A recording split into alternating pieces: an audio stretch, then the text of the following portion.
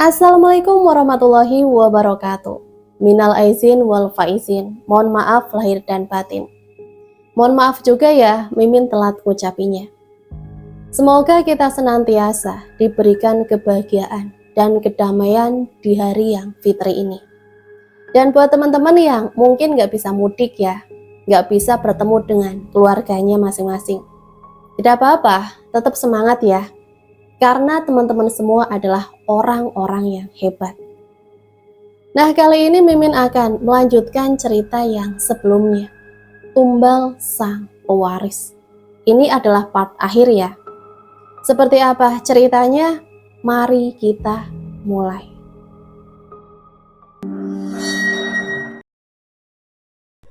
Lagi-lagi mataku menangkap cahaya yang masuk terlalu banyak. Warna putih yang mendominasi ruangan ini. Kembali menyapa untuk pertama kali. Aku mengerjapkan mataku, menyesuaikan cahaya terang dari atas. Tangan kiriku terasa sedikit berat, seperti ada sesuatu yang menimpanya. Kemudian mataku fokus pada seseorang yang tengah menenggelamkan wajahnya di balik lipatan tangannya yang digunakannya sebagai penyangga. Tangan kirinya memegang tanganku, lebih tepatnya sedikit menindih. Wajahnya yang lelah itu membuatku sedikit bersalah, melibatkannya dalam urusanku yang semakin runyam saja. Bukannya lega dengan kenyataan yang ku dapat malam ini, tapi membuatku semakin yakin bahwa masalah ini benar-benar bukan tandinganku. Memoriku kembali berulang mengingat kejadian tadi yang menyebabkanku kembali tertidur lemah. Rasanya seluruh tulang di tubuhku patah. Bayangkan saja, punggungku terhantam keras di dinding beton dengan cepat. Tak mengizinkanku untuk bersiap terlebih dahulu menerima rasa sakit itu. Aku menatap langit-langit kamar, memikirkan kembali setiap kata yang terucap sangat jelas. Bahkan tercetak di kepalaku, membuatku semakin meringis. Makhluk kecil itu benar-benar iblis. Bahkan dia tidak segan untuk membunuh, bukan? Mengatakan derajatnya lebih tinggi daripada manusia rendahan. Aku mengernyitkan keningku, menyadari satu fakta mengejutkan. Kakekku bersekutu dengan mereka. Tentu itu membuat semua potongan purzel di kepalaku perlahan menemukan potongan lainnya. Aku dengar perkataannya tadi. Ini takdir untukku yang bahkan tak bisa aku usik. Tapi apa bisa aku mempercayai makhluk seperti itu? Hal ini malah membuatku semakin yakin bahwa aku bisa melepaskan segala hal aneh yang terus mengganggu kepalaku. Membuatku semakin penasaran apa fakta di balik ini semua. Kematian ayah Amira disebabkan oleh makhluk itu. Membunuhnya tanpa berpikir dua kali, memakai wajahku untuk menipu mata setiap orang. Apa mungkin dalangnya adalah kakekku, yang bahkan wajahnya pun aku tak tahu? Tunggu, apa aku adalah tumbal? Maka ini akan sesuai dengan perkataan iblis itu. Takdir yang tak bisa aku ubah. Aku bahkan belum siap untuk mati, apalagi dengan embel-embel tumbal. Setauku jika seseorang bersekutu dengan makhluk seperti mereka, maka harus ada imbal balik berupa tumbal. Dan salah satunya adalah nyawa. Memikirkan ini semakin membuatku frustasi. Aku mendengus kasar, seraya mengusap wajahku. Mungkin hal itu yang membuat Surya terbangun dari tidurku. "Luna, kamu udah sadar?" Aku mengangguk seraya menoleh ke arahnya. Matanya mengerjap beberapa kali. Dengan mulutnya yang terbuka karena menguap, mungkin dia masih mengantuk. Muka bantalnya itu membuatku semakin gemas melihatnya, membuatku tak mampu untuk tak mengukir senyum. "Otak kamu gak geser kan?" tanyanya tiba-tiba. "Apaan sih?" Aku menilik kesal, menatap ke arah lain seraya berusaha menuangkan air ke gelas. Kemudian menengguk isinya hingga habis. Ujung mataku menangkap Surya, memperhatikanku lekat dengan kekehan tipis, lalu kembali membuka suaranya. Kamu tadi kenapa sih pingsan di dekat pintu? Untung aja kamu gak napa-napa. Tadi pas mau ke kamar kamu, aku dengar dari luar kayak ada orang yang ngomong. Tapi aku gak bisa bedain itu suara cowok atau cewek. Pas aku lihat ke dalam, kamu udah pingsan. Kamu tahu gak seberapa paniknya aku lihat kamu lemes gak berdaya gitu. Kayak sakaratul maut, tahu gak? Ucapnya panjang lebar. Tanganku gatal untuk memukul mulut yang sedari tadi tak bisa berhenti berbicara itu. Membuat Surya menatapku kesal seraya mengusap bibirnya. Ngomongnya dijaga. Dia hanya cengengesan dengan wajah bodoh. Untung kamu gak kenapa-napa, nak. Kata dokter, syukur kamu cuma shock doang. Emang kamu kenapa sih tadi? Ada orang yang neror kamu, ngancem kamu, atau penyelundup, atau maling? Wajahnya sudah was-was dengan matanya yang menyapu setiap sudut ruangan ini, memastikan tidak ada hal yang mencurigakan atau orang lain yang disebutnya tadi. Perkataannya membuatku bingung. Bukan perkataan dokter. Itu membuatku mengerutkan kening dalam-dalam. Tidak apa-apa. Tapi aku ingat dengan jelas tubuhku yang menghantam tembok, dan dia mengatakan baik-baik saja. Oh, apa mungkin ini ulah makhluk tadi? Lana. Goyangan di leherku membuyarkan semua lamunanku, membuatku sedikit tersentak lalu melihat ke arah Surya. Aku gak kenapa-napa kok. Cuma aku menggigit bibir bawahku, ragu, rasanya terlalu ragu untuk menceritakan semua yang terjadi. Mungkin Surya akan menganggap aku benar-benar gila karena omonganku yang semakin ngelantur.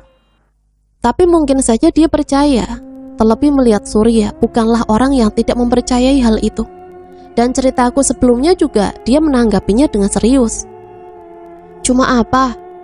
Dia semakin memperhatikanku lekat, seolah memperbesar telinganya untuk mendengarkan ucapanku. Setelah berpikir cukup lama, dengan Surya yang masih sabar menunggu jawabanku, aku memutuskan untuk menceritakan semuanya.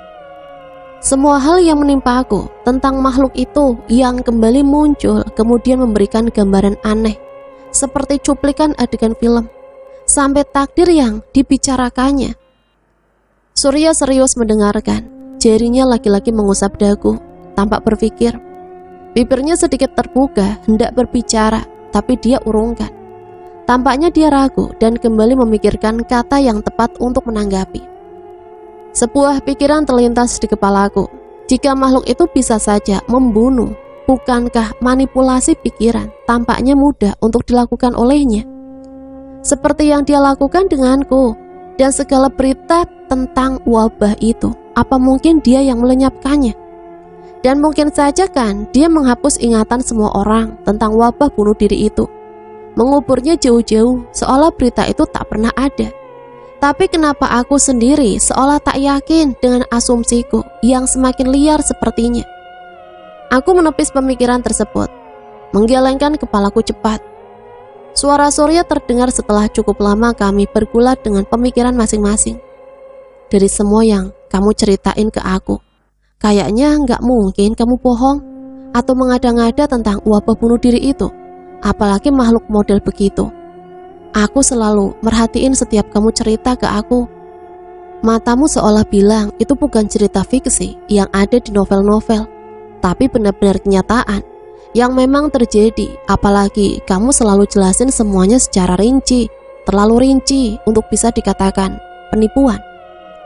Maaf, aku sempat ngira kamu ngada-ngada, tapi terlalu nyata untuk dibilang hanya sebatas cerita fiksi. Aku hanya terdiam menatap Surya yang sekarang menatapku serius.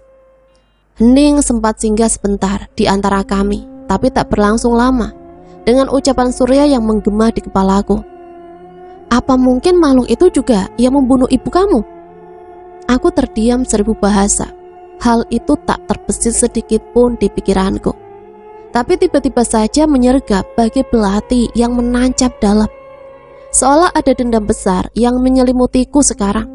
Rasa sesak dan sakit dalang dari permainan ini membuatku benar-benar marah. Nah, Kalana, Lana, woi, Kalana Naida. Dadaku naik turun, nafasku memburu, seolah baru saja aku melakukan lari maraton. Bukan untuk pertandingan, tapi untuk melarikan diri dari kenyataan. Lagi-lagi aku tenggelam dalam lautan pikiran yang dipenuhi semua kalimat yang selalu menerorku, seolah musuh yang patut untuk mendapatkan itu. Bayangan akan kematian, seringai tajam mengerikan, mata merah darah, dan tumbal. Mereka semua seolah-olah memenjarakanku dalam ruangan kecil tanpa oksigen dan penerangan, membuatku buta akan arah, tersesat dalam pemikiranku sendiri. Mati karena gak bisa nafas. Jika terus begini, aku akan kalah. Semakin jauh dari kata menang, maka takdir menakutkan itu datang tanpa harus mendapatkan perlawanan. Aku melihat ke arah samping kiriku, menatap bola mata coklat itu dengan sendu. Wajahnya sedari tadi tidak ada santai-santainya. Mungkin dia juga terlalu khawatir sekarang. Jangan ngelamun terus, sambet ntar kamu. Aku hanya menyunggingkan senyum tipis. Kedua tangannya mendekap wajahku, menghantar hangat yang mengalir jauh ke dalam tubuh. Perasaan tenang, nyaman, dan aman selalu kudapatkan dari lelaki bermata coklat teduh di hadapanku ini. Aku tahu apa yang kamu rasain sekarang dan apa yang kamu pikirin. Jangan terlalu dipikirin. Itu cuma asumsi aku kok, belum ada bukti konkret. Dan buat takdir itu, anggap aja angin lalu. Jangan sedih ya. Maaf, aku malah asal ngomong dan nggak lihat situasi. Aku lihat ketulusan dalam matanya, mendengarkan setiap katanya yang ampuh untuk menenangkan. Dia itu seperti penawar, senyumannya saja mampu membuatku merasa lebih baik berkali-kali lipat, walau ketakutan itu enggan untuk pergi ke setiap sendi tubuhku. Aku nggak apa-apa kok. Jangan nyalahin diri kamu sendiri. Maaf, aku udah libatin kamu dengan masalah kayak gini. Matanya tak lepas sedikit pun dariku, menatap dengan tatapan yang sulit untuk aku artikan. Tatapan yang tidak seperti biasanya. Gak perlu minta maaf, aku gak merasa terbebani kok. Aku malah senang bisa bantu kamu kayak gini. Makasih ya Surya. Sama-sama. Dia menjauhkan tangannya lalu merentangkannya dengan lebar seraya berkata, "Sini aku peluk." Kedua ujung bibirnya tertarik ke atas, menampilkan wajah yang semakin tampan saja jika terus diperhatikan. Daerah gigi putihnya itu terlihat jelas. Sukses membuatku tersipu malu. Wajahnya memanas. Aku bisa rasakan pipinya semakin memerah. "Apaan sih, modus kamu?" Aku mendorong tubuhnya pelan, membuatnya terkekeh. Dia pikir lucu apa? Aku yang mati-matian nutupin malu. Setelah diperbolehkan untuk pulang oleh dokter, aku akhirnya sampai di surga duniaku. Walaupun aku harus berdebat dulu dengan Surya, dia kekeh ingin mengantarku pulang, sedangkan aku merasa aku bisa pulang sendiri. Dia aja yang terlalu berlebihan. Berakhir dengan aku yang memenangi perdebatan itu. Aku terduduk di ranjangku, membuka jendela kecil yang menghalangi, merasakan setiap hembusan angin. Menatap bulan dari balik jendela kaca yang dingin membuatku larut dalam diam. Bentuknya yang hampir bulat sempurna itu semakin membuatku berdecak kagum. Hanya sinar bulan yang masuk ke ruangan ini, temaram namun indah. Aku hanya membaca sekilas pesan-pesan Surya yang terus berdatangan. Memintaku untuk segera beristirahat, tidak bergadang, jangan lupa makan ini dan itu. Dia memperlakukanku seperti anak di bawah umur yang terpaksa dilepas olehnya untuk tinggal sendiri. Ada 2 notifikasi dari nomor tanpa nama menarik perhatianku, memaksaku untuk membuka pesan itu. Ada yang harus saya bicarakan. Besok temui saya di taman kota tepat jam makan siang. Om Adam. Keningku berkerut dalam-dalam. Bingung apa yang harus aku lakukan.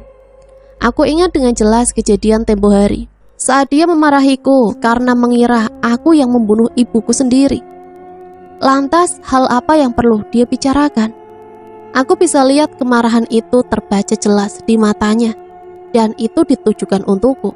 Apa dia mencoba untuk memenjarakanku lagi?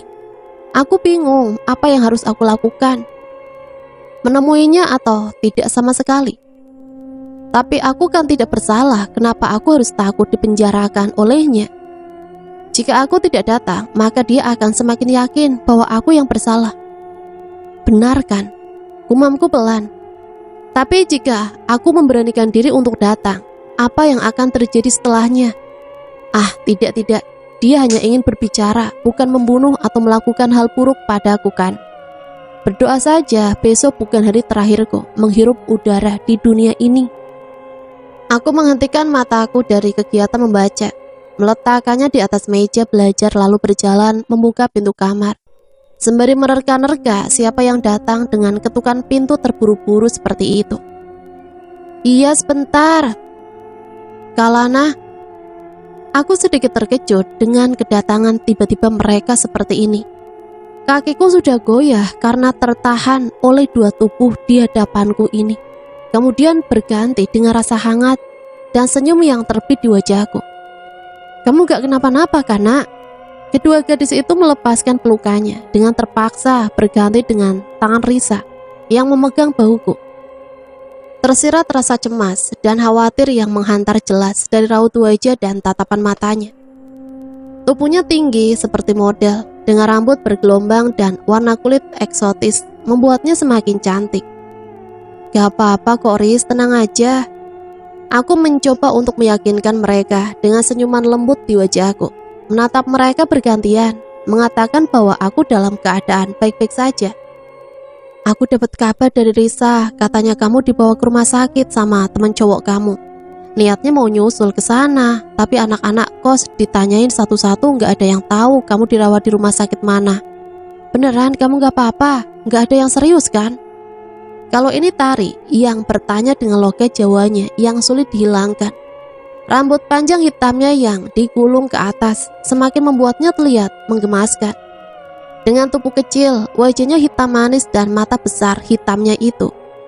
Hanya mereka berdua teman baikku di kos. Dan sisanya hanya teman biasa, tidak lebih dan tidak kurang. Iya gak apa-apa, masuk dulu yuk. Aku membukakan pintu lebih lebar untuk memberikan akses mereka masuk ke kamarku. Kemudian menutupnya kembali lalu berjalan ke ruangan sebelah kanan. Menarik salah satu kursi di samping Tari untuk aku duduki, yang tengah duduk berhadapan dengan Risa. Mereka telah lebih dulu duduk dengan enteng. Kamu kenapa? Kok bisa sampai masuk rumah sakit, Nak? Risa melihatku dengan mulutnya yang sudah sibuk mengunyah keripik pisang di dalam toples yang memang aku simpan di atas meja. Begitu juga dengan Tari. Mereka berdua tidak jauh berbeda, sama-sama doyan makan. Aku berpikir sesaat sebelum menjawab. Tidak mungkin kan? Aku bilang bahwa aku melihat hantu, kemudian hantu itu berubah menjadi ibuku. Bisa-bisa aku dibilang gila oleh mereka. Cukup Surya saja yang tahu akan hal ini. Biasalah, aku lagi ada tamu bulanan, malah kram perut. Aku mengusap perutku seraya tersenyum kikuk, mencoba meyakinkan mereka untuk yang kedua kalinya. Mereka mengangguk serentak, mengiyakan apa yang aku katakan. Akhir-akhir ini aku sering dengar dari Bu Ani, kamu dapat banyak masalah. Aku hanya tersenyum saat Risa mengatakan itu. Dengan mata sedihnya, bingung harus berucap apa. Kamu kalau ada masalah bisa cerita ke kita kok, Nak. Jangan sungkan, kita kan teman. Teman itu ada buat saling membantu. Kalaupun memang kita nggak bisa bantu, kita siap kok buat dengerin semua cerita kamu. Seenggaknya kamu nggak ngerasa sendiri, masih ada kita, Nak. Tari memberikan senyuman terbaik, menatapku lega dalam ketulusan. Aku beruntung bisa mengenal mereka dan tidak memperdulikan latar belakangku atau imageku yang buruk. Iya, Nak, benar kata Tari tuh. Kalau ada apa-apa cerita aja, kita siap kok. Risa membersihkan tangannya dari serpihan keripik pisang, lalu meletakkan kedua jarinya yang dibentuk seperti pistol dan meletakkannya di bawah dagu. Seraya menaik turunkan alisnya. Siap, pasti kok. Makasih ya udah mau jadi teman aku dan nerima aku. Aku hanya bisa mengucapkan beribu terima kasih dengan mereka yang sudah tulus menerima aku. Siang ini seperti janji yang dibuat oleh Om Adam dengan sebelah pihak. Aku menunggunya di taman kota terdekat dari kosku.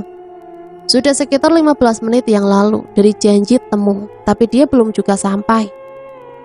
Dia tidak memberitahukanku di mana taman kota yang ia maksud. Hanya taman kota, tidak memberitahukan lokasi yang tepat. Sedangkan ada banyak taman kota di Jakarta. Aku jadi berpikir, apa aku salah memilih taman? Atau dia hanya mempermainkanku? Pikiranku sudah kemana-mana, bahkan semakin liar, berpikir melewati batas logika. Aku sendiri pun tidak paham dengan cara berpikirku yang mulai aneh. Aku sudah berniat untuk pergi dari tempat itu. Jika saja klakson mobil di belakang sana yang terasa semakin mendekat, kemudian berhenti tepat di depanku. Aku berdiri mengamati siapa yang akan keluar dari mobil sedan hitam yang tampak mewah. Boleh kutebak, dia mungkin saja orang yang membuat janji temu sepihak itu. Dan benar saja, belum sempat aku berpikir jauh untuk menerka, dia telah keluar dari mobil. Melewati pintu bagian depan pengemudi, rambutnya sedikit berantakan, khas anak muda troublemaker. Dipadukan dengan kaos lengan panjang santai abu-abu dan celana jeans, kuakui jika Om Adam memang masih sangat muda. Jauh berbeda umurnya dengan ayahku. Sekarang saja dia masih menginjak masa kuliah, tapi sudah berstatus Om. Dia berjalan mendekat ke arahku. Kita makan dulu, bagaimana? Ini sudah masuk jam makan siang. Aku hanya mengangguk kaku. Jujur aku tidak dekat dengan keluargaku sendiri. Aku hanya bertemu Om Adam 2 kali. Itu pun karena dia mempunyai urusan dengan ayah.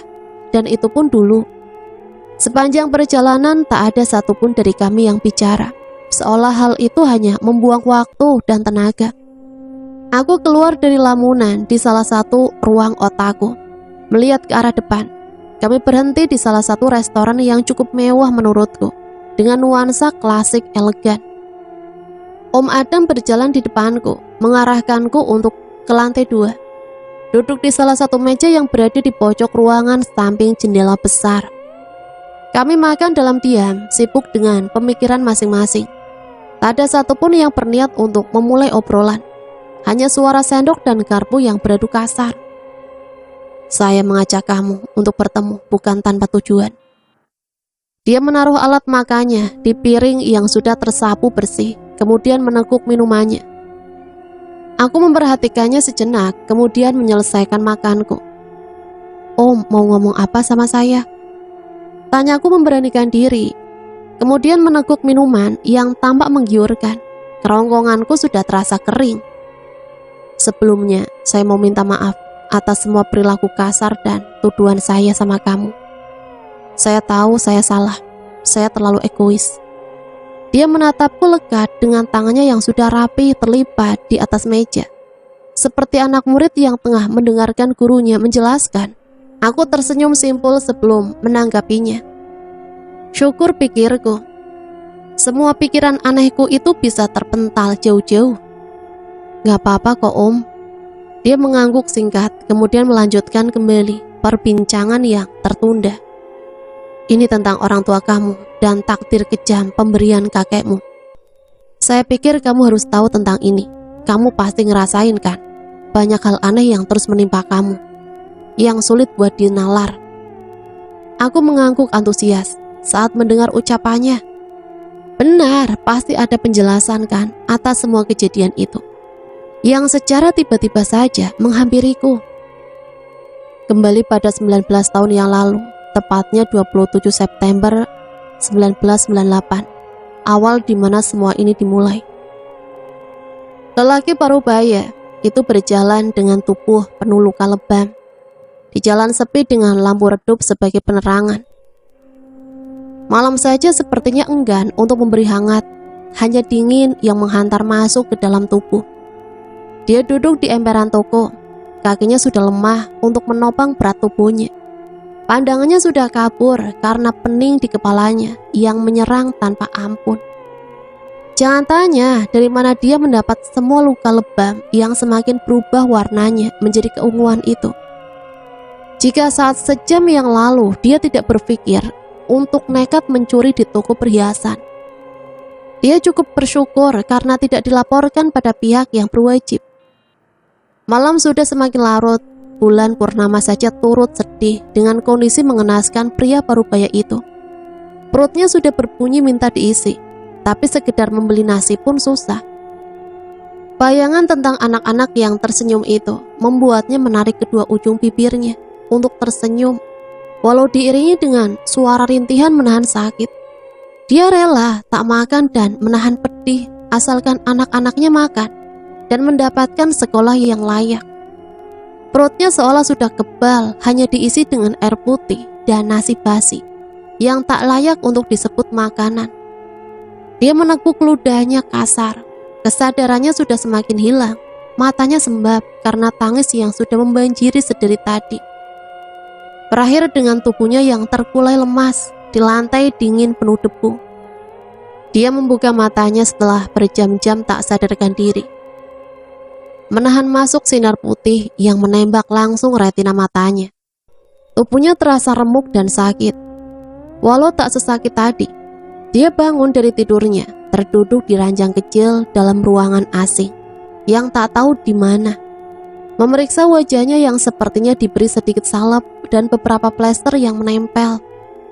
Kemudian disibaknya kain tipis yang digunakan sebagai selimut menuju pintu kayu yang tampak usang. Namun belum sempat dia membuka pintu itu lebih dulu terbuka lebar, menampakkan lelaki tua dengan uban yang memenuhi kepalanya, beserta kulit keriput yang tak luput menjadi perhatian. "Kamu sudah bangun?" tanyanya basa-basi. Kemudian mengarahkan pria di hadapannya untuk duduk di kursi dekat jendela kamar. Kemudian meletakkan segelas air putih di atas meja. Dia sendiri duduk di seberang lelaki yang tampak bingung itu. "Minum dulu," ucapnya seraya menyodorkan air yang dibawanya tadi. "Nama kamu?" "Ratra, Pak. Ratra Sanjaya." Pria bernama Ratra itu meminum air putih yang telah disodorkan untuknya, meneguknya sampai habis. "Makasih, Pak, minumannya." "Sama-sama." Sesaat mereka hanya berbagi senyum, namun kembali membuka pembicaraan. "Bapak sendiri siapa namanya? Kok saya bisa di sini ya, Pak?" Canggung dan segan itu yang dirasakan Ratra sekarang. Tangannya hanya diselipkannya ke arah pahanya. "Saya Pak Joko, sebut saja seperti itu. Saya nemuin kamu di emperan toko loh, Nak. Gak sadarkan diri, lebam-lebam lagi mukanya. Maaf jika saya lancang telah membawa Nak Ratra ke rumah saya. Saya pikir gak baik kalau kamu di emperan toko gitu. Mau ke rumah sakit juga jauh." Lelaki tua itu menyunggingkan senyumannya dengan penuh rasa sopan. "Saya yang harusnya meminta maaf karena ngerepotin Bapak. Sekali lagi makasih ya, Pak, udah mau nolongin saya." "Sama-sama, Nak Ratra. Kita sebagai manusia harus saling membantu." "Jika boleh tahu, kenapa Nak Ratra bisa lebam-lebam gitu mukanya?"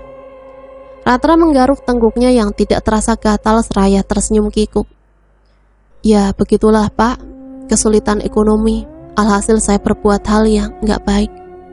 Seolah kode itu sangat jelas dan mudah dipahami. Pak Joko langsung mengangguk lalu memberikan senyum seorang ayah, beserta tatapan yang sulit diartikan. "Saya paham maksud kamu. Mau saya kasih tahu caranya biar dapat uang banyak. Kamu bisa biayain anak-anak kamu kuliah. Uang yang gak bakalan habis sampai 7 turunan." Ratra gelap mata. Hanya satu yang dipikirkannya sekarang, masa depan anak-anaknya. Tidak peduli bagaimana caranya, jika menyangkut anak-anaknya, dia jabankan.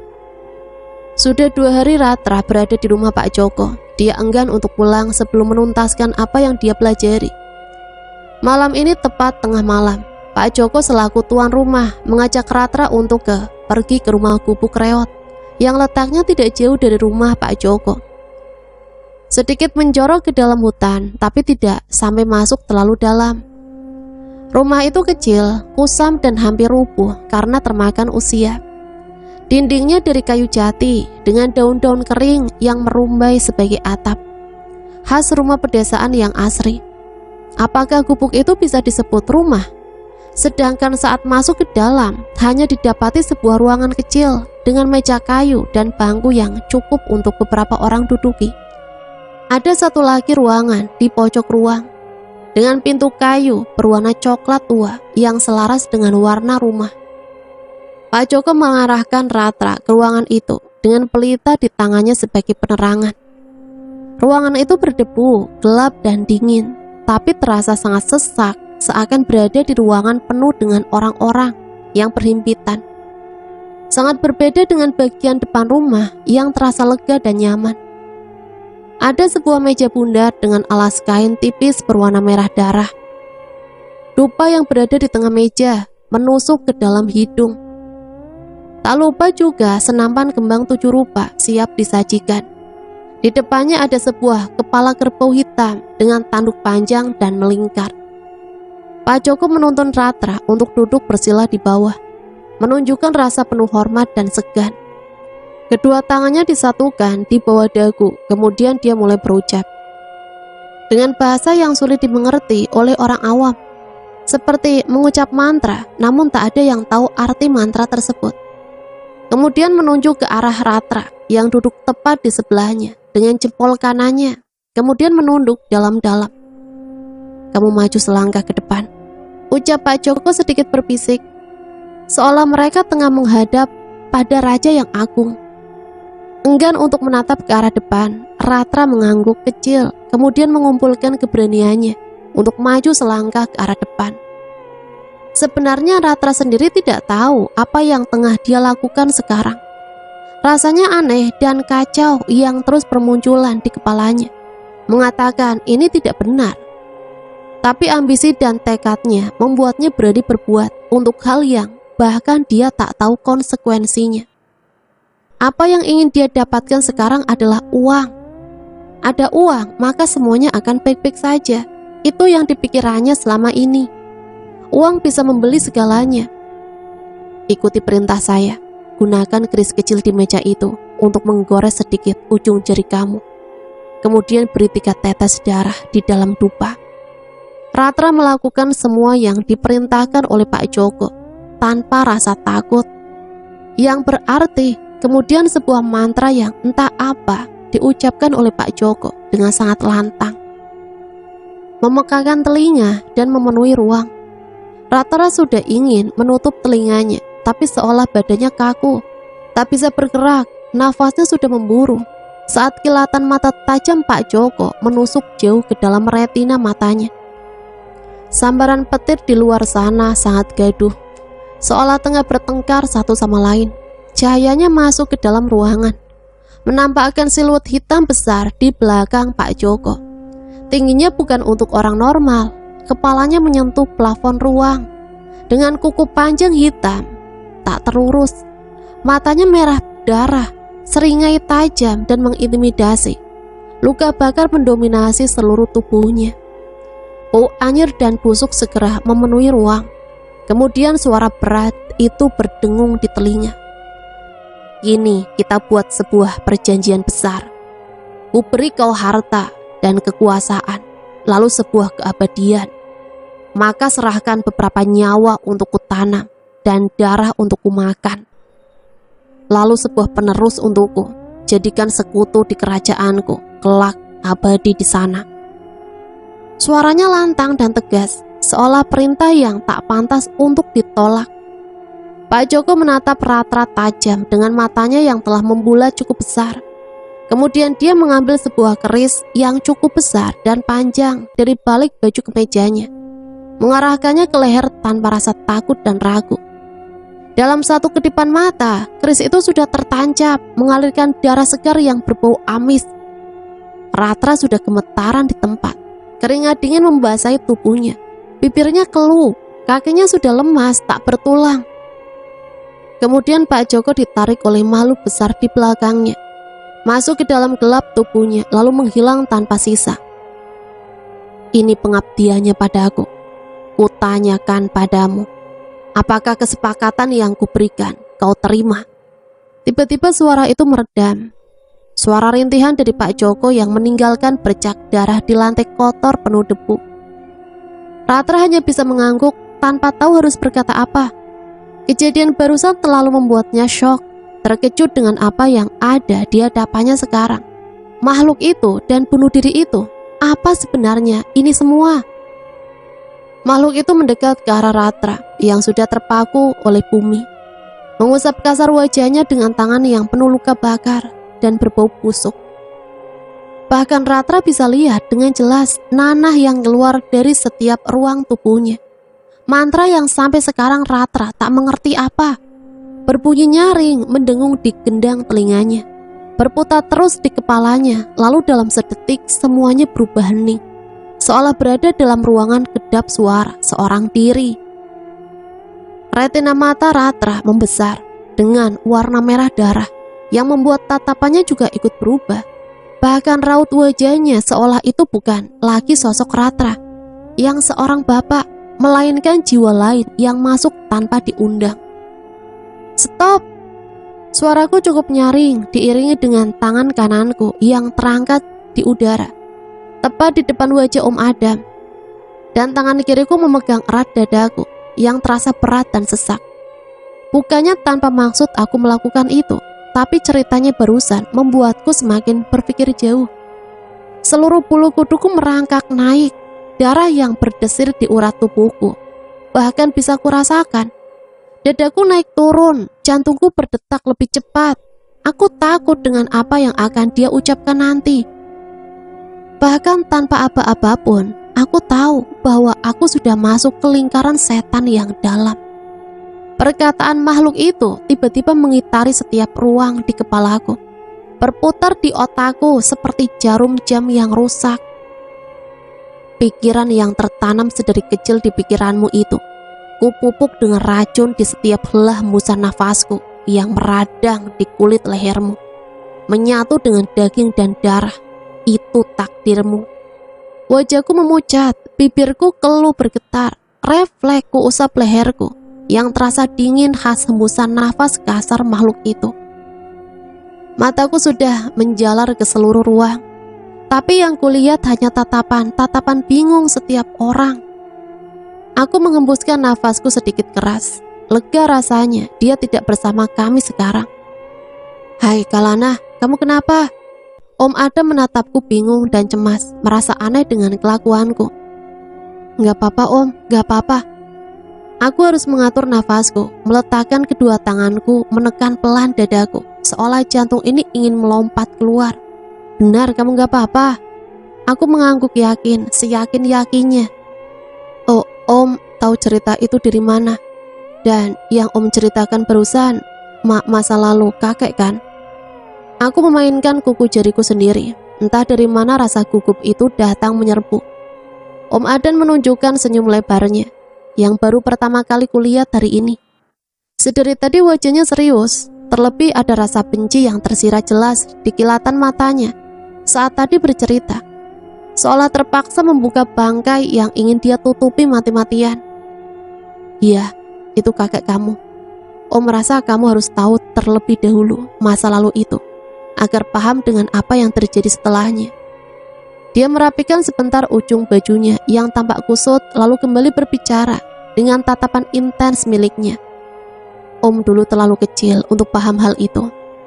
Ayah sama nenek kamu sudah menentang hal itu sejak pertama kali tahu kakekmu bersekutu dengan setan. Om baru sadar saat ibu Om, nenek kamu, meninggal bukan karena sakit keras, tapi tumbal yang dilakukan suaminya sendiri. Setelah itu ayah kamu pergi, menjauh dari keluarganya sendiri, terutama ayahnya. Om juga baru dapat kabar dari dia setelah setahun dia nggak kasih kabar sama sekali. Tahu-tahu dia sudah berkeluarga. Lalu tiba-tiba ayah kamu meninggal, dibunuh oleh rekan bisnisnya. Bukan, saingan bisnis keluarga Sanjaya, pewaris keluarga Kerta yang sekarang sudah gulung tikar. Aku mencerna semua perkataan Om Adam dalam diam. Semua kematian di keluargaku saling terkait, seolah bukan lagi takdir yang bermain, tapi ulah tangan manusia. Dalam keluarga Sanjaya yang mengendalikan takdir itu sendiri. Ini benar-benar lingkaran setan yang membutakan, dan aku termasuk di dalamnya. Om Adam tahu cerita itu dari... Belum sempat aku menyelesaikan kalimatku, Om Adam lebih dulu mengeluarkan sebuah buku jurnal tebal dengan sampul coklat yang tampak usang dan tua, dengan sebuah nama di sampul depannya yang mampu membuatku terbelalak. Ratra Sanjaya. Buku kakekmu. Dia punya kebiasaan menulis di buku hariannya. Ini hanya salinannya.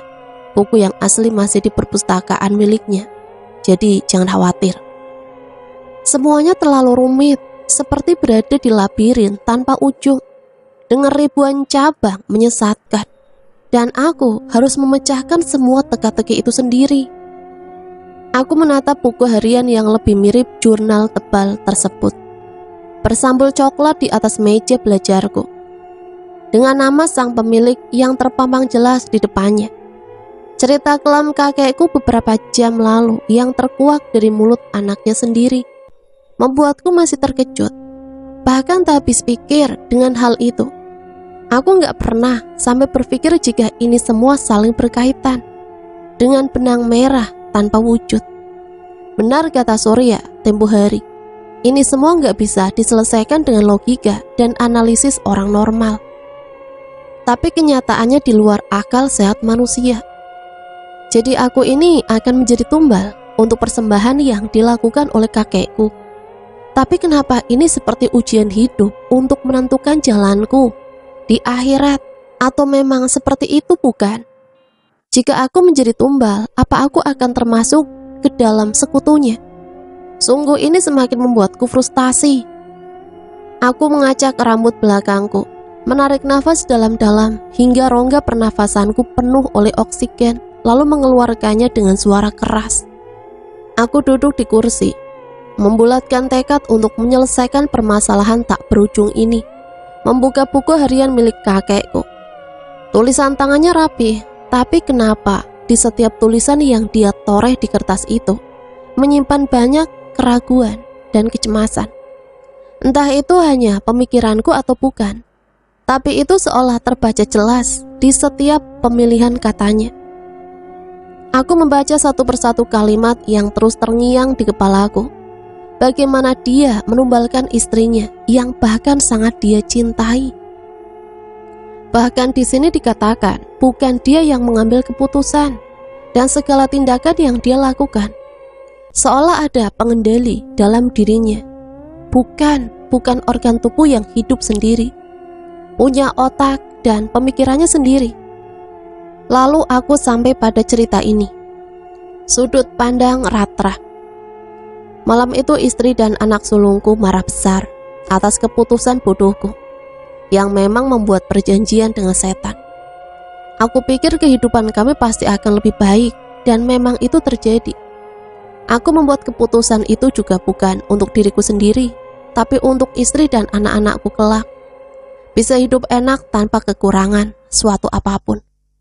Tapi malam tragis itu datang. Bodohnya aku yang tidak memikirkan efek samping perbuatanku sendiri. Semuanya pasti ada timbal balik. Istriku sakit keras secara tiba-tiba. Tubuhnya mendadak lumpuh dalam semalam. Bahkan matanya tak lagi bisa berkedip. Mulutnya tak lagi bisa bicara. Bahkan dia kesusahan untuk bernafas. Aku sudah membawanya ke setiap rumah sakit di kota ini. Tapi apa yang kudapat hanya gelengan kepala dan ucapan kata sabar. Aku tidak membutuhkan semua itu. Yang kubutuhkan adalah kesembuhan istriku. Lalu setelah 3 hari tubuh istriku menimbulkan bau busuk yang menyengat, mengeluarkan nanah dan berlendir. Kulitnya luka dan penuh borok. Ini semua kesalahan ayah. Lihat apa yang terjadi pada ibu. Ini pasti akibat dari semua perjanjian setan itu. Danu berteriak di depan wajahku. Air matanya sudah jatuh cukup banyak, bahkan menetes ke lantai kamar. Dia bergerak kembali mendekati ibunya, mengelus punggung tangan yang tak lagi mulus tanpa rasa jijik. Aku menatap nanar istriku sendiri yang terbaring seperti mayat hidup. Hatiku tersayat oleh ribuan pisau tajam. Aku tahu ini semua kesalahanku. Tapi aku juga bingung apa yang harus aku lakukan. Ayah tahu ini kesalahan ayah. Maafkan aku, Rin. Aku ingin menghampiri istriku, tapi tubuhku lebih dulu dihalangi oleh Danu dengan lengan kekarnya.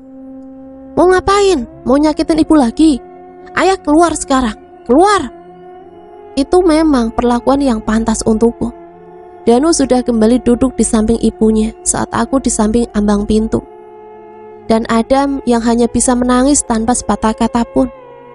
Dan malam itu juga aku kehilangan belahan jiwaku, melihat istriku sendiri menghembuskan nafas terakhirnya dari ambang pintu kamar. Danu pergi dari rumah seminggu setelah ibunya meninggal, dan Adam yang masih kecil menolak untuk ikut dengan Danu. Aku tidak tahu alasannya, tapi jawaban mengejutkan aku dapatkan dari Adam.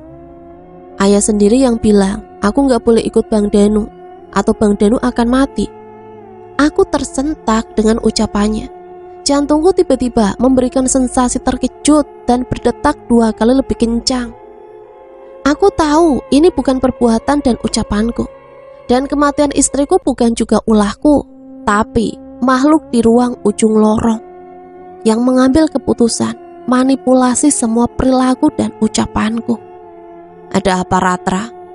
Kau menyesal dengan keputusan yang kau buat tempo hari? Iya, aku sangat menyesal. Aku mau membatalkan semua perjanjian itu. Tentu kau tidak bisa. Ini semua adalah konsekuensi yang harus kau tanggung. Dan membatalkan perjanjian adalah keputusan yang jauh lebih salah. Kau memperkeruh keadaan, Ratra Sanjaya. Dia mendekatiku dengan tangan kurus yang tampak rapuh seperti ranting, namun sekuat baja berlapis beton, meletakkannya di atas kepalaku. Bukannya tak mau melawan, tapi dia mematikan semua fungsi tubuhku, membuatku kaku bagai batu. Dia mengucapkan mantra aneh yang tidak pernah ku dengar sebelumnya. Bahkan bukan termasuk mantra yang ku pelajari. Kemudian mulutnya berhenti bergerak, berpindah ke tangannya yang kemudian mengusap seluruh wajahku, menghembuskan angin dingin di leherku. Dan sejak itu, ambisiku akan harta dan kekuasaan menguasai seluruh otakku. Semua ucapannya aku setujui tanpa kecuali. 13 Mei 2014, aku mendapat kabar bahwa Danu meninggal dunia. Mayatnya ditemukan di pabrik terbengkalai dalam kondisi yang mengenaskan. Seketika hatiku hancur, terhempas batu. Aku menyuruh Tony, orang kepercayaanku, untuk menyelidiki hal itu. Bahkan tanpa perlu diselidiki pun, aku sebenarnya sudah tahu siapa yang membunuh pewaris keluarga Sanjaya. Tanganku sudah mengepal, menahan amarah yang ingin berontak keluar. Asap yang keluar dari kedua telingaku semakin memanas. Emosiku memuncak, minta dimuntahkan. Bukankah sudah jelas? Mengganggu keluarga Sanjaya adalah dosa besar yang tak bisa dimaafkan. Danu memang tidak pernah mau pulang, apalagi bertemu denganku. Tapi aku selalu menyuruh bawahanku untuk mengawasinya. Dia punya passion untuk menjadi pewaris sejati. Tapi setan itu tidak setuju dengan keputusanku, karena Danu yang sudah menolak dengan keras dari awal. Siangnya aku mendapat informasi lebih. Danu sedang dalam perjalanan bisnis di perusahaan tempat dia bekerja. Tapi kabar bahwa dia menjadi pewaris keluarga Sanjaya menyebar dengan cepat. Lalu musuh bodoh itu membunuh Danu. Sepertinya dia sedikit mengalami gangguan mental. Terlihat dari tindakan tak berotak darinya. Sudah kukatakan, aku akan membalas dendamku. Nyawa dibalas nyawa. Kembali ke Kalana. Aku tidak bisa berhenti menahan nafas di setiap kalimat yang terlontar jelas penuh dendam dan amarah. Jayakerta, ayah dari Mahakarya, dia yang membunuh ayahku. Lalu dia ditemukan mati gantung diri di rumahnya sendiri.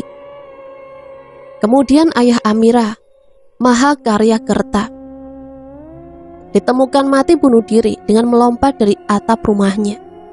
Aku menutup mataku rapat-rapat, mencerna ulang setiap kata yang ditulis kakekku. Dia melakukan pembalasan dendam yang bertahap dan hati-hati, tentu dengan bantuan makhluk bejat mengerikan itu. Bahkan membayangkannya saja aku tak sanggup. Tapi satu hal yang membuatku bertanya-tanya.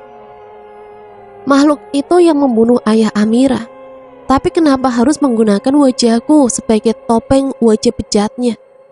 Sampai sekarang aku masih tidak terima dan belum menemukan titik terang dari permasalahan itu.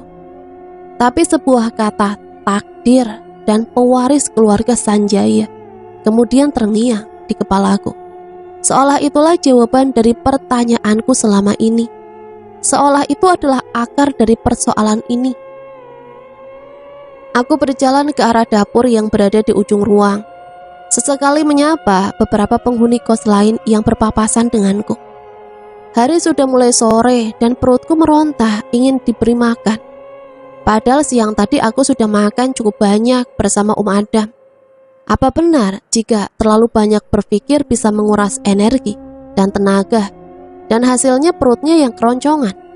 Dan aku merasa sedikit dehidrasi. Niatnya aku ingin memasak nasi goreng di dapur, tapi sepertinya hal itu harus aku urungkan saat Tari yang baru saja masuk ke dapur bilang padaku bahwa Surya menunggu di ruang tamu. Tumben di ruang tamu, biasanya juga langsung ke kamar. Aku beralih mengambil 2 gelas dari lemari yang berada di sebelah kulkas, lalu menuangkan sirup pada masing-masing gelas. Kamu nggak tahu ya nak, kan sekarang Bu Ani bikin peraturan baru. Semua tamu cowok walaupun teman atau keluarga harus menunggu di ruang tamu depan. Gak boleh ada yang masuk ke kamar. Gara-gara kejadian kemarin, ada salah satu penghuni kos yang ngelakuin hal gak senonoh. Dia sedikit berbisik di akhir kalimatnya, seraya memakan cemilan dengan ukuran besar itu. Oh iya, makasih ya udah dikasih tahu, ucapku seraya membawa 2 gelas berisi sirup. Aku menaruh 2 gelas minuman di atas meja. Surya sudah duduk di kursi dengan tangannya yang sibuk memainkan game di ponsel. Makasih nak. Matanya masih fokus pada layar ponselnya yang menyala terang. Aku hanya mendengus kesal dengan tingkahnya sekarang. Sudah datang tiba-tiba, mengganggu jam makanku. Pas didatengin malah asik sendiri. Seru banget kayaknya. Mending kamu pulang main game di rumah. Aku lapar mau makan. Mendengar itu dia bergegas mematikan ponselnya, menaruhnya di atas meja seraya menyengir lebar tanpa rasa bersalah. Aku melipat tanganku di depan dada, menunggunya untuk memulai pembicaraan. Maaf deh, lagi seru soalnya. Ya udah, kamu mau ngapain kesini? Nggak ngapa-ngapain, kangen aja. Surya nyengir kuda bersamaan dengan dia yang berpindah duduk menjadi di sebelahku. Aku hanya menggelengkan kepala menanggapinya. Aku tahu dia hanya bercanda. Wajah seriusnya itu sangat berbeda dengan sekarang yang petakilan. Kamu kapan ke sekolah lagi? Jangan bolos terus bego. Ntar kamu gak naik kelas. Sepi di sekolah gak ada kamu nak. Bibirnya dimajukan olehnya. Sebuah kebiasaan yang selalu membuatku ingin mencubit pipinya itu. Dia itu laki-laki macam apa sih? Kok bentuknya seperti itu? Malas ke sekolah. Lagian di sekolah juga aku dibully terus. Kan ada aku sekarang. Tetap aja males. Aku menekuk minuman di depanku hingga setengah. Dari tadi kerongkonganku terasa kering. Ya udah deh, ucapnya agak serak. Mau ikut aku nggak? Matanya membesar saat bertanya seperti itu, membuatku refleks mencubit pelan pipinya. Kamu kenapa sih lucu banget? Tahu kok aku lucu. Hati-hati loh, ntar suka sama aku. Dia menarik turunkan alisnya dengan wajah kepedeannya itu. Aku hanya bisa membuang muka menutupi bekas merah merona di wajahku. Entah kenapa perasaanku mengatakan ada yang tidak beres saat aku bersama Surya. Gak usah malu-malu gitu, ayo kita keluar, jadi gak?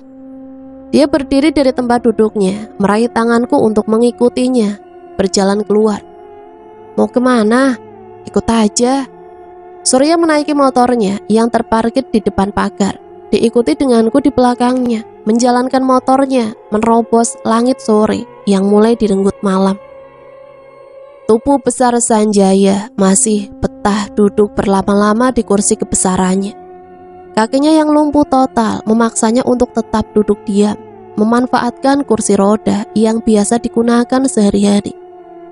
Dibawa serta olehnya remote control berwarna hitam dengan ukuran kecil itu untuk menjalankan kursi rodanya. Beberapa jam yang lalu dia meminta tangan kanannya itu untuk membantunya duduk di singgasana. Tentu di ruang kerjanya dengan senderan besar yang terasa empuk dan berwarna merah itu.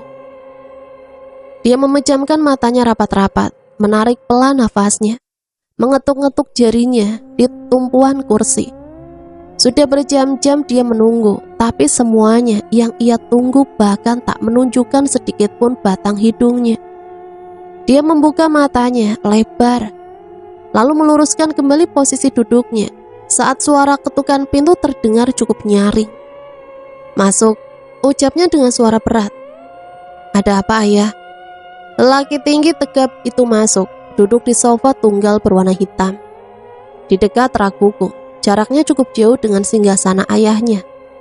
Tapi posisinya tetap berhadapan langsung dengan Tuan Sanjaya.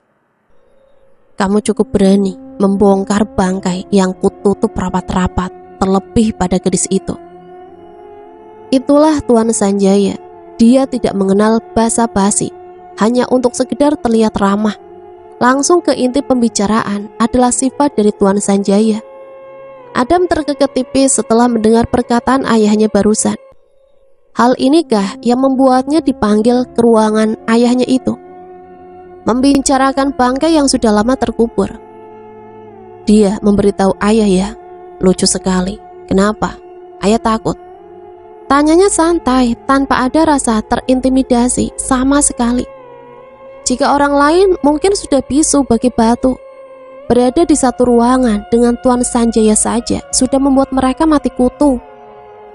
Atmosfer di ruangan itu semakin gelap dan suram, ditambah emosi yang sepertinya akan semakin meledak. "Kamu tahu, apa yang kamu lakukan ini adalah kesalahan besar. Belum saatnya dia tahu, permainan ini masih di tengah jalan. Kamu menggali kuburanmu sendiri, Adam. Semakin banyak hal yang dia tahu, maka semakin cepat waktu kematianmu." Seolah itu hanyalah sebuah ancaman tak berarti. Adam menanggapinya dengan acuh, malas dengan semua perkataan omong kosong yang keluar dari mulut lelaki busuk itu. Kebenciannya sudah menggunung pada lelaki yang membesarkannya itu. Dari dulu dia sudah ingin keluar dari rumah penuh dosa itu, tapi dia selalu kembali, yang bahkan dengan cara yang tak pernah ia mengerti. Bahkan tanpa diberitahu pun dia tahu siapa yang melakukan hal ini padanya. Dia berhak tahu siapa yang tengah mempermainkan hidupnya, siapa yang membawanya ikut masuk ke lingkaran sesat ini. Dan lucunya itu, kakeknya sendiri. "Aku bahkan tak takut dengan semua ancamanmu, Ayah." Tuan Sanjaya telah murka. Suara gebrakan meja itu terdengar nyaring, menggema di ruangan besar itu. Emosinya telah meledak bagai gunung api yang memuntahkan semua isi perutnya. Sebuah kemarahan yang tak lagi bisa dibendung. Perkataan Adam membuatnya tak lagi bisa menahan emosi yang sedari tadi ditutupnya dalam-dalam. "Ayah sudah memperingatkanmu, Adam. Kau tahu alasan ayah memperlambat semua permainan ini, memberimu waktu lebih untuk berpikir jernih, memperingatimu ratusan kali agar tak lagi bermain-main dengan api. Ayah mencoba untuk tidak menuruti keinginannya, menjadikanmu sebagai santapan, tapi kamu melewati batas yang telah ayah buat."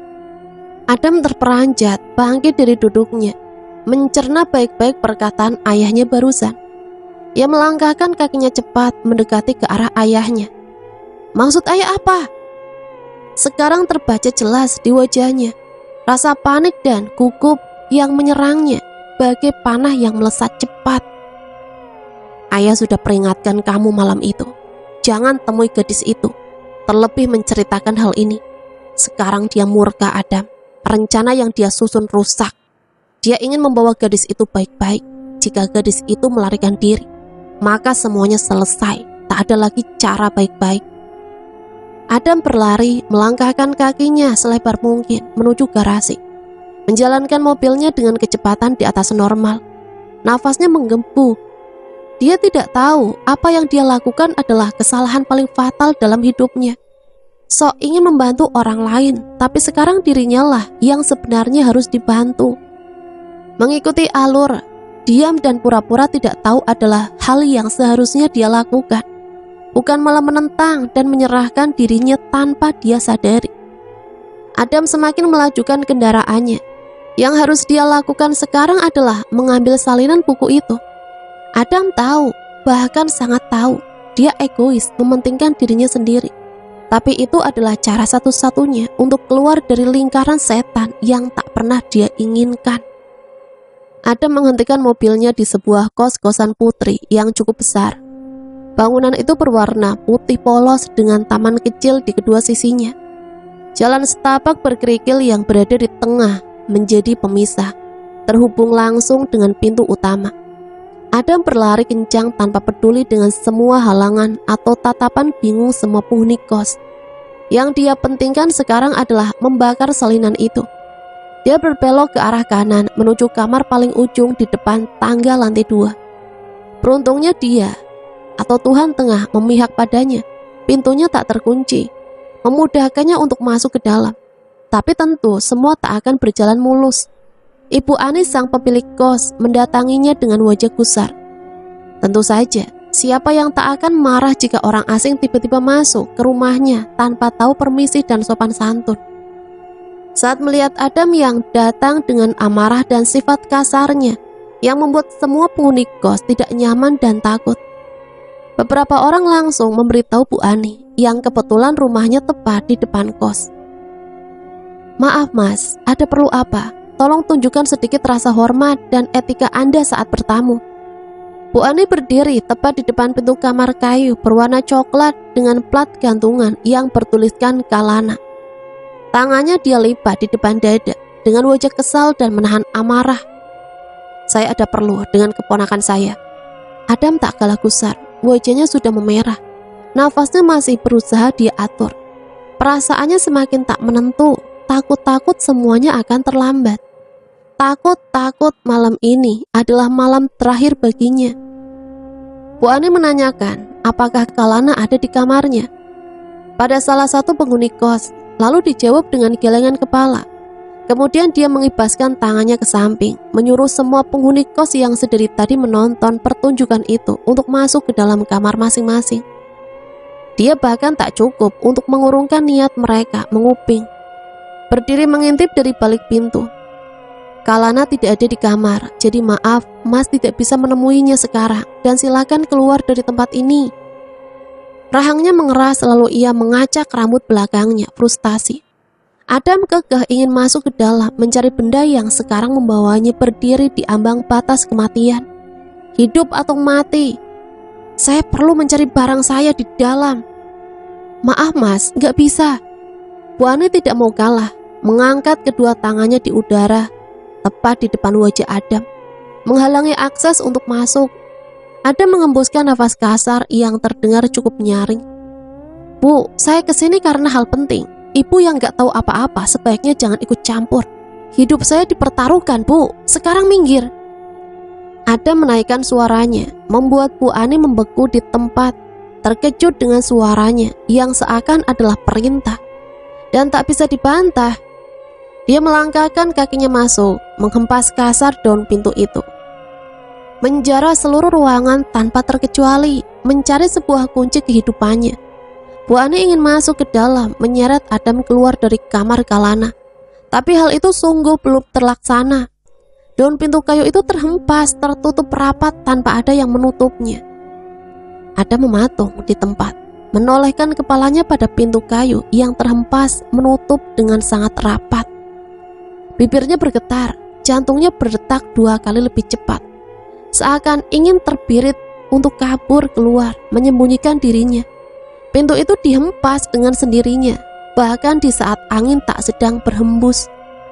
Sunyi, diam, dan mengintimidasi, kelam dan jahat. Itu yang Adam merasakan sekarang. Aura gelap, kelam, dan penuh amarah menyelimuti ruang kecil ini. Dingin, terlalu dingin untuk ruangan yang tertutup rapat, meminimkan akses angin malam untuk masuk. Bulu kuduknya berdiri, kakinya seakan dipaku bumi. Tubuhnya basah sekarang oleh keringat dingin yang keluar dari pori-pori tubuhnya. Matanya fokus pada sudut ruang yang tampak menyeramkan. Gelap, bahkan terlalu gelap. Mata ini tak bisa melihat apa yang ada di dalamnya, seolah menyembunyikan hal itu rapat-rapat. "Kau bermain-main denganku, Adam. Ayahmu sudah memberitahumu secara baik-baik. Hal ini yang membuatku sangat membenci dirimu. Keras kepala. Suara itu menggema di ruangan, menciptakan dengung tak berkesudahan di telinga. Hembusan nafas kasar dan dingin di leher lelaki muda itu seolah bagai ujung mata pisau yang sangat tajam, menggores kulit yang tengah kehilangan keberaniannya. Mulutnya membisu, kehilangan salah satu inderanya. Rasa takut itu menyergapnya. Kemudian hal lain membuatnya semakin dibisukan bumi. Sakit, sangat sakit, seperti ada benang kasar yang menjahit mulutnya. Tak sedikit pun membiarkannya untuk bersuara. Adam mengangkat kedua tangannya, melihatnya dengan jantung yang semakin membuncah. Nafasnya sudah tak beraturan, ia sudah kehilangan semua keberaniannya, meninggalkan takut yang semakin menjadi, mengeluarkan bulir bening dari ujung matanya. Cairan merah kental itu terus menetes keluar, membasahi lantai dingin yang tak lagi putih, melainkan merah karena darah. Mulutnya tak henti-hentinya mengeluarkan cairan itu, mengalir seolah diizinkan untuk keluar. Hidung dan matanya terasa sakit, bahkan amat sakit. Mungkin tak ada yang sanggup melihat kondisinya sekarang. Matanya bengkak dan membiru, hidungnya perlahan hancur, mengeluarkan darah segar yang bahkan seperti hujan menetes tanpa henti. Kemudian menimbulkan sebuah benjolan kulit tipis khas kulit yang melepuh, seperti tersiram air panas, mengeluarkan nanah yang bahkan baunya menyengat rongga pernafasan. Dadanya sesak melebihi batas. Tak ada lagi maaf buatmu, Adam. Semuanya sudah selesai. Gadis itu sudah tahu, walau tak semua, ini akhir dari hidupmu. Salahmu telah melanggar batas yang sudah kutetapkan dengan sangat jelas. Kau tahu konsekuensi apa yang akan kau dapat, tapi kau selalu menganggap itu remeh. Kau tahu aku tak pernah bermain-main dengan ucapanku. Tak ada lagi cara baik-baik, Adam. Gadis itu akan berusaha melawan, cepat atau lambat. Kematianmu adalah takdir akhirmu, tumbal keenamku. Kalimatnya berakhir di situ, meninggalkan seringai tajam mengerikan yang menampakkan deretan gigi putih bertaring miliknya. Kekehan tipis terdengar bersamaan dengan mata merahnya yang semakin membulat seakan ingin keluar. Bibirnya kembali berucap, kali ini dengan kalimat asing yang seperti tak memiliki arti. Kepalanya terasa pening, kakinya tak lagi memiliki kekuatan untuk menopang tubuhnya sendiri. Badannya seakan remuk tak tersisa. Suara tulang bahkan sanggup dia dengar. Tubuhnya tak lagi memiliki kemampuan untuk sekedar merintih atas rasa sakit. Semuanya benar-benar akan berakhir, pikir Adam. Lalu matanya menghadirkan gelap, membawa serta tubuhnya yang tak lagi memiliki raga. Terkapar di lantai dingin dengan darah yang masih setia mengalir. Keadaannya masih sama, dengan mulut terjahit dan wajah yang mengeluarkan darah. Kaki, tangan, dan lehernya patah, berputar 90 derajat. Kini makhluk itu menghilang, membawa serta buku salinan terkutuk yang dia dekap di tubuh gelapnya, meninggalkan kematian yang sangat mengenaskan. Surya menghentikan motornya di pinggir trotoar, melepaskan helmnya lalu mengajakku untuk duduk di salah satu kursi yang berada di dekat lapak penjual nasi goreng kaki lima. Aku turun dari motor lalu mengikuti langkahnya untuk duduk. Matahari tak lagi tampak, membawa gelap yang kini menghantarkan dinginnya angin malam. Membuatku tanpa sadar terus mengusap kedua lenganku, mencari hangat untuk mengusir dinginnya malam. Surya memesan 2 porsi nasi goreng, tetapi salah satunya tidak pedas, serta 2 es teh manis. Tahu aja aku lapar, ucapku saat Surya sudah kembali duduk di kursinya yang tepat berada di hadapanku. Dia menyunggingkan senyum khasnya. Perut kamu udah bunyi, ngalah-ngalahin demo mahasiswa tahu. Aku hanya nyengir menanggapi ucapannya dengan tangan yang refleks mengusap perut. Benar, aku kan sudah bilang dia menghalangi acaraku untuk makan tadi. Kamu yang bayar kan? Rasanya urat maluku sudah putus atau terkubur jauh entah kemana. Lagi pula aku tidak sepenuhnya salah kan, dia yang mengajakku makan. Iya, aku yang bayar. Kami menghentikan sebentar obrolan santai kami saat aroma nasi goreng itu sudah tercium, menggerakkan seluruh cacing di perutku untuk berseru kegirangan. Nak, aku mau ngomong. Dia menekuk ludahnya kasar. Tunggu, kenapa suasananya terasa aneh begini? Aku jadi kikuk sendiri. Ngomong apa? Itu apa? Aku Aduh, susah banget sih ini mulut, tinggal ngucap doang. Apaan, Surya? Aku masih menunggunya untuk berbicara. Bingung sendiri melihat dia tiba-tiba jadi orang gagap begini. Tiba-tiba HP-ku berdering.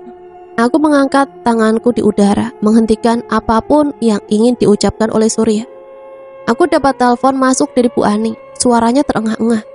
Nafasnya memburu. Suara keributan di sekitar pun turut membuatku semakin bingung.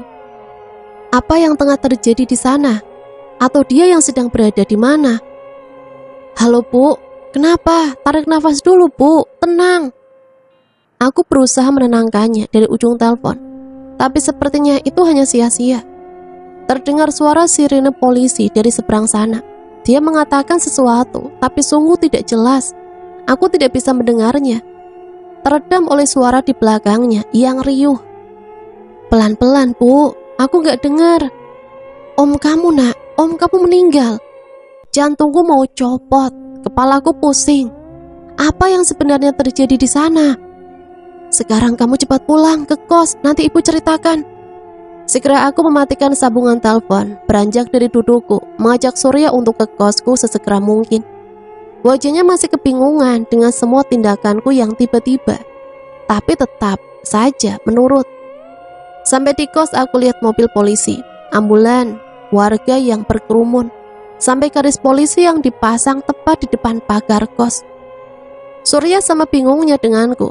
Langkahku menuntun untuk segera masuk ke dalam, tapi terhenti oleh orang-orang yang menggotong jenazah yang terbujur kaku, tertutup oleh kain putih dengan sedikit bercak darah di kain. Kakiku melemah, berita tadi terngiang di kepalaku.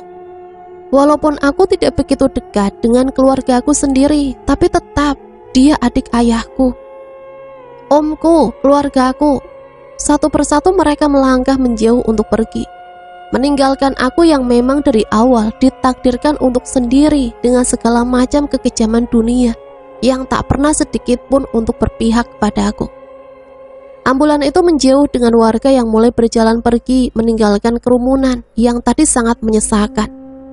Bu Ani memberiku segelas air yang tak ingin sama sekali untuk kuteguk. Beberapa polisi mulai pergi setelah melihat TKP. Hanya tersisa beberapa yang mulai menanyai para penghuni kos termasuk Bu Ani. Dan aku, bahkan aku tak ingin untuk berbicara sekarang. Surya dari tadi hanya diam, memegang tanganku yang masih gemetaran. Pikirku baru saja tadi siang dia berbicara panjang lebar denganku, tapi sekarang dia pergi dengan cara yang sampai sekarang aku tak tahu.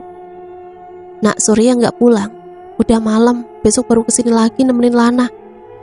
Seolah sudah mengerti kode yang diberikan oleh Bu Ani, Surya mengangguk tanpa protes. Aku pulang dulu ya nak, kalau ada apa-apa telepon aku. Bu, saya pulang dulu. Surya melangkah pergi setelah tadi mengucapkan salam pada Bu Ani. Anak-anak kos juga sedari tadi disuruh untuk ke kamar masing-masing oleh Bu Ani. Hanya tinggal kami berdua di ruang tamu. Apa yang terjadi Bu? Kok bisa tiba-tiba seperti ini di kos lagi? Tanyaku gagap. Aku menatap lekat-lekat manik mata hitam itu, menuntut penjelasan yang sedari tadi sudah ingin ku dengar. Bu Ani menghela nafasnya pelan, beralih menggenggam tanganku yang masih keringat dingin. Ibu akan cerita semuanya. Beliau bercerita dengan sangat jelas, bahkan setiap kata yang diucapkan olehnya tercetak jelas di otakku. Tapi yang membuatku bertanya, apa yang Om Adam cari sampai harus segera seperti itu? Dan lagi, apa yang terjadi di dalam kamarku sampai membuat nyawa seseorang meninggal dengan kondisi yang mengenaskan? Aku dengar tadi Bu Ani bilang dia sendiri di dalam sana. Lantas, bagaimana hal itu terjadi jika dia seorang diri? Ah iya Lana, ibu sempat dengar suara orang lagi ngomong di dalam kamar. Tapi suaranya nggak jelas. Yang satu suara om kamu, yang satu lagi ibu nggak tahu siapa.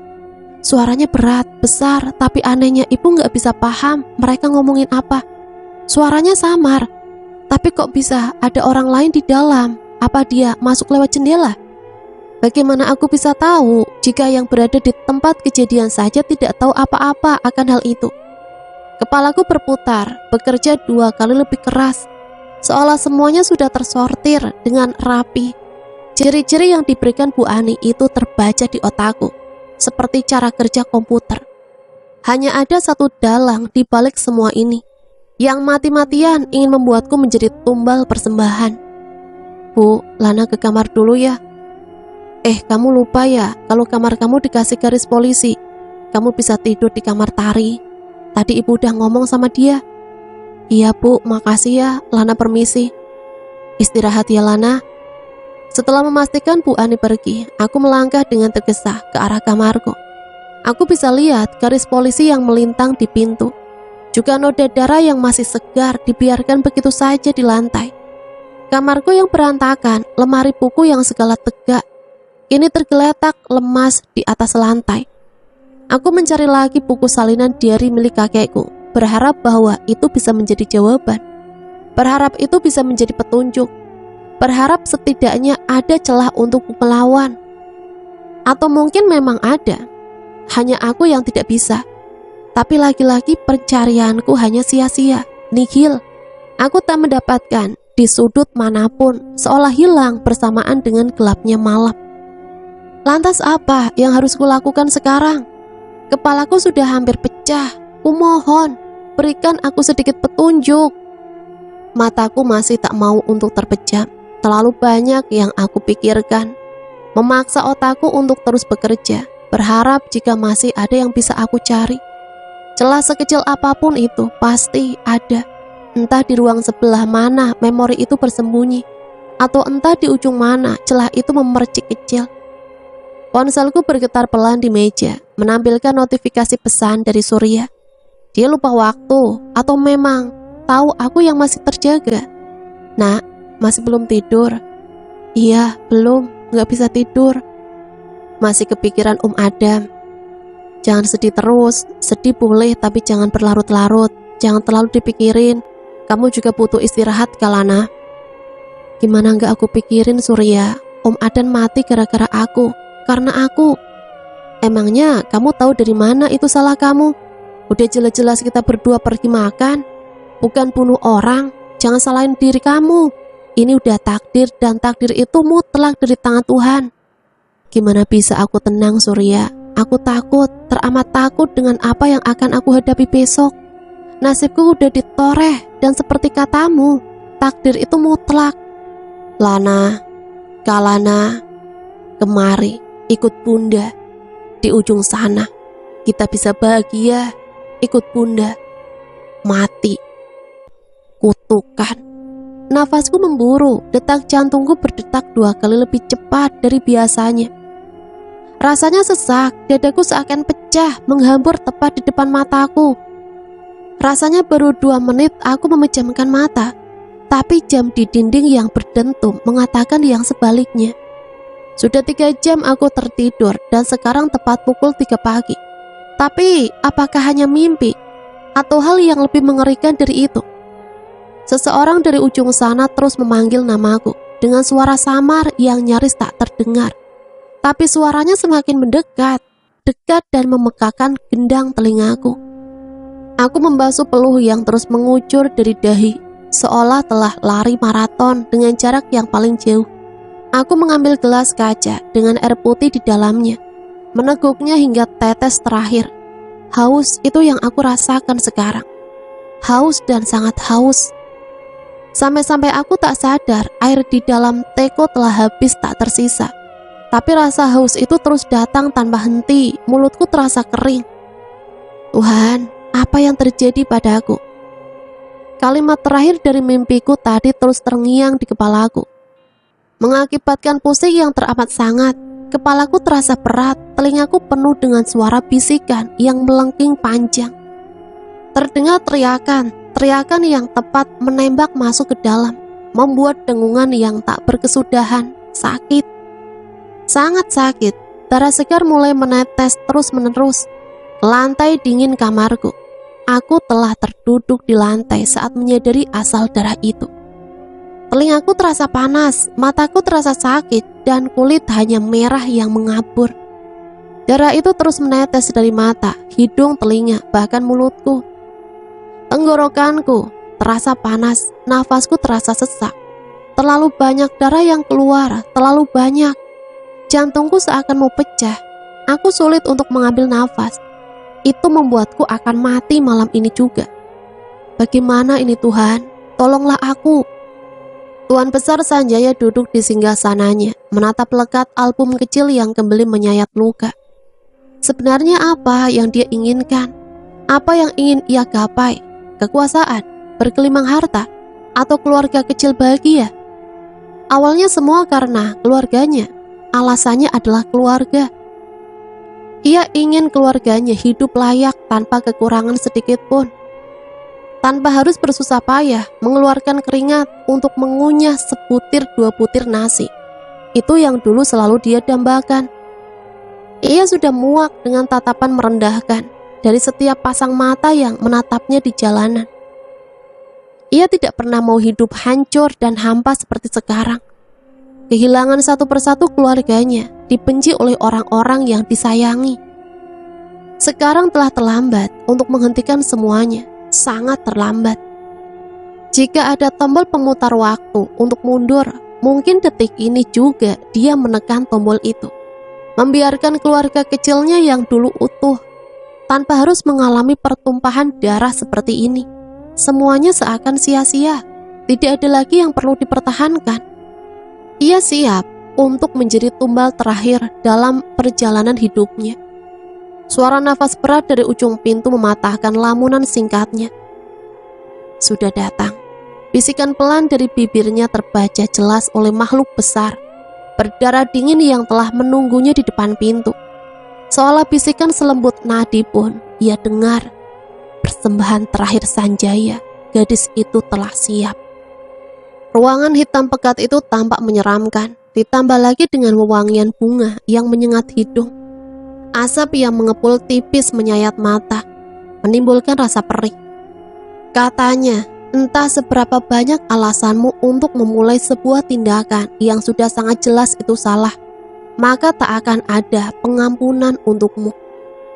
Katanya, seberapa besar pun kau berusaha untuk memutus lingkaran setan yang telah menyatu dengan darah, maka itu akan sangat sia-sia. Katanya, itu akan menjadi karmamu hingga akhir, hingga tak ada lagi darah keturunanmu. Itu yang tengah Sanjaya pikirkan sekarang. Di tengah ruangan dengan penerangan temaram ini, ia merenungkan segala perbuatannya, segala hal yang telah dia lakukan hingga akhir. Terlalu terlambat untuk memutuskan karma jahat yang telah ia buat. Maka apapun nanti, karmanya akan ia bawa hingga liang lahat. Sanjaya tak pernah sadar hidupnya terlalu hampa tanpa rasa, terlalu gelap tanpa warna, terlalu kelam tanpa cahaya, terlalu sunyi tanpa suara. Ia juga tak sadar hatinya tengah terjepit penuh penyesalan. Bulir halus itu jatuh di pipinya hingga menetes ke lantai dingin yang terasa kotor. Dadanya sesak, kepalanya pusing, seolah semua hal yang ia perbuat datang beruntun hari ini. Menerornya dengan suara teriakan dan umpatan kasar yang memekakkan telinga. Sanjaya berdiri dari duduknya membakar dupa yang telah habis termakan bara. Suara langkah kaki di ujung pintu itu membuatnya refleks menjauh dari gambar bintang yang sedari tadi ia susun dengan batu. Lalu menyalakan lilin yang membentuk lingkaran di bagian luarnya. Makhluk besar itu meletakkan tubuh gadis lemah itu di tengahnya, lalu menggenggam seperti suara auman yang sangat besar. Kukunya berubah membesar, menghitam, lalu menajam. Matanya merah darah. Dahinya mengeluarkan tanduk besar yang menghitam. Giginya mengeluarkan taring. Lidahnya terjulur sangat panjang hingga ke lantai. Tubuhnya meninggi, tulang punggung membesar, mengeluarkan tanduk hingga menepus kulit. Kemudian tulang ekornya membentuk ekor yang panjang, melilit gadis itu dengan kasar. Sanjaya hanya melihatnya dengan tatapan datar, kemudian mengalihkan pandangannya saat makhluk itu berusaha menjilati tubuh gadis malang itu. Sudah saatnya, Sanjaya. Suara berat dalam itu memecahkan lamunannya. Lantas ia mengambil sebatang lidi merah menyala, lalu membiarkan apinya membakar bunga yang berada dalam nampan besar. Tangan kanannya telah bersiap mengambil pisau, menyayat pelan tangannya, meneteskannya ke dalam bakaran bunga itu. Lalu ia teteskan lagi ke dalam mulut gadis itu, Lana. Lagi-lagi makhluk besar itu mengaum, memekarkan kuku-kuku jarinya, seolah menahan sakit yang menusuk hingga tulang. Sanjaya telah siap dengan mantranya, tapi suara teriakan tiba-tiba dari Kalana sungguh mengejutkan. Ia terbangun dengan dada sesak, nafas berat dan terisak. "Kumohon, lepaskan aku. Apa yang kalian lakukan? Kakek bersekutu dengan setan. Kakek tahu itu salah, kek. Lepaskan Lana. Kumohon." Lana gak mau terjerumus ke dalam lubang ini. Air mata gadis itu sudah mengucur deras, ditambah tatapan memohon yang menyayat hati. Ingin rasanya Lana pergi dari tempat itu, tapi ia tertahan oleh rantai sialan ini yang mengikat tubuhnya. Sanjaya yang mendengar itu hanya terdiam. "Kek, kakek, Lana mohon." "Diam kamu." Gertakan itu membuat Lana terkejut bukan main, seolah ia tahu ia harus berhenti untuk terisak. "Kamu gak tahu apa-apa. Kamu gak pernah kan ngerasain apa yang saya rasain. Saya capek miskin, saya capek dihina. Cuma mereka yang bisa membuat saya dengan cepat menjadi kaya tanpa harus susah-susah usaha. Dan asal kamu tahu, saya gak pernah menyesali ini, walau saya harus kehilangan keluarga saya sekalipun. Istri saya mati, anak-anak saya mati karena mereka itu bodoh. Mereka gak mau nurutin apa yang saya bilang. Karena apa? Karena mereka sok suci. Orang-orang bodoh itu, mereka akan selamat dan hidup kaya raya seperti saya jika mereka nurut." Bohong, Sanjaya berbohong. Jauh dalam hatinya dia sangat menyesal atas apa yang dia perbuat, atas karma yang telah dia terima semasa hidupnya. Sanjaya itu menangis sekarang rasanya. Terduduk sendiri di ruangan ini, mengulang kembali di masa semua ini belum ada. Hanya ada keluarga kecil bahagia tanpa duka. Aku gak yakin kakek gak menyesal. Mata gak akan pernah berbohong, kakek. Lana tahu kakek gak mau seperti ini kan? Tapi setan-setan sialan itu. "Diam kamu." Kali ini makhluk itu telah murka. Emosinya telah sampai batas. Tak ada lagi maaf atas apa yang Kalana ucapkan. Tangan besar dan dinginnya memegang erat leher Kalana, menancapkan kuku-kukunya hingga menusuk ke dalam daging, mengangkatnya ke atas. "Mulutmu itu lebih kurang ajar. Kau tak pantas berkata seperti itu. Dasar manusia rendah." Kalana telah sekarat dalam genggamannya. Kakinya menendang-nendang berharap makhluk itu memberikannya sedikit ruang untuknya bernafas. Darahnya telah mengucur hingga lantai. Nafasnya telah habis direnggut ruang. Lalu makhluk itu menghempaskan dirinya ke lantai dengan keras, membuat suara tulang-tulang itu remuk tak tersisa. "Kita lakukan sekarang, biar aku yang membacakannya." Suara itu terdengar jelas, mengintimidasi dan tegas. Makhluk itu sudah hilang kesabarannya. Sesaat setelah kalimat mantra itu selesai, Kalana kejang-kejang. Matanya membelalak, pupilnya menghitam lalu mengeluarkan darah. Tangan dan kakinya mengeras, mengeluarkan urat-urat yang tak tahan untuk keluar. Teriakan itu memenuhi ruangan, menghadirkan makhluk-makhluk besar yang semakin banyak berdatangan ke ruangan itu. Semakin banyak hingga penuh sesak. Sanjaya ditarik paksa keluar dari ruangan itu dengan teriakan yang tak kalah keras. Suara yang terdengar menyakitkan. Leher, tangan, dan kakinya dibelenggu oleh rantai tajam yang menusuk hingga daging, menyisakan darah yang menetes di lantai ruang. "Kalana, tuanku." Kalana berdiri tegap di atas lingkaran yang masih sama sedari tadi. Merentangkan tangannya, seraya mengucap mantra dengan samar. Lalu tersenyum lebar hingga melebihi telinganya. Kemudian tertawa nyaring yang membuat semua makhluk itu tertunduk, sujud di hadapannya. Pagi itu hujan turun amat deras, bagi pertanda bahwa kabar buruk tengah dalam perjalanan yang akan sampai. Entah 1 jam lagi, 1 menit lagi, atau detik berikutnya. Surya terengah saat ia memarkirkan kendaraan roda 2 miliknya di halaman kos-kosan. Nafasnya sudah memburu sejak tadi, perasaannya kalut. Wajah frustasi terukir jelas di raut wajahnya yang berusaha tenang. Sejak panggilan telepon beberapa menit yang lalu dari Bu Ani, pikirannya sudah kacau. Menerka-nerka bagaimana kejadian itu bisa terjadi, atau apa yang sebenarnya yang tengah mereka hadapi. Bu, Kalana mana Bu? Kalana. Kamu tenang dulu, Ibu bicara sebentar dengan Pak Polisi.